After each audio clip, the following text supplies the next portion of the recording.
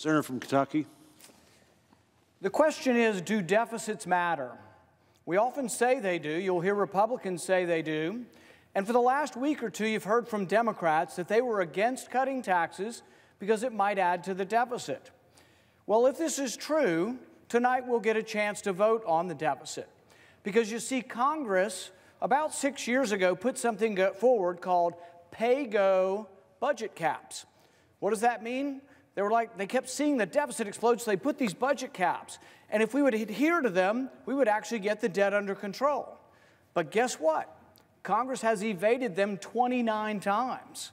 So tonight we will have a bill that will be the 30th time that Congress has evaded their own rules on the debt.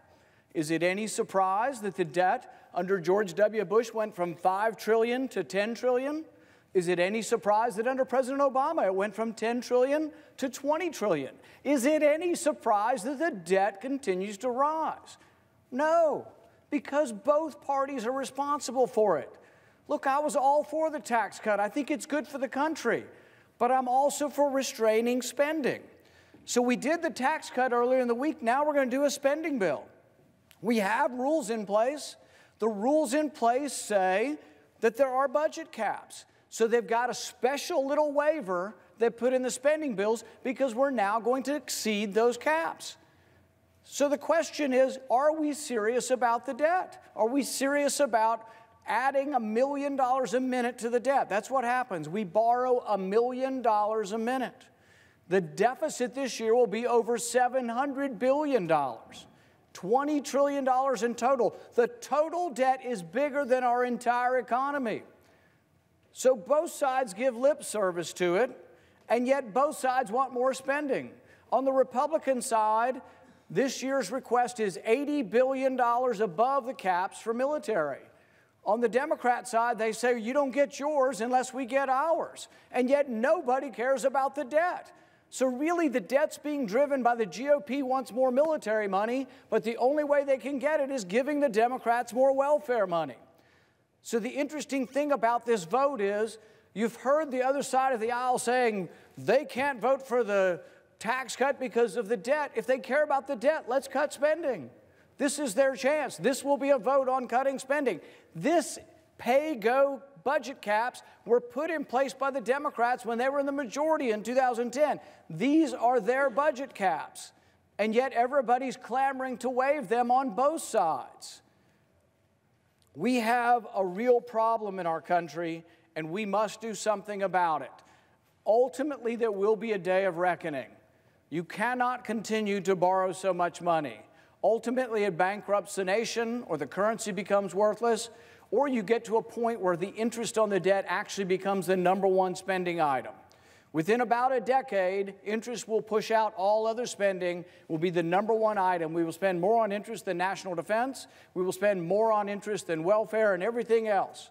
And so those who say, well, we have to have more money for military, we got to have more money for welfare, you're going to have none of that if you keep spending money at this rate because we're going to ruin the country through debt.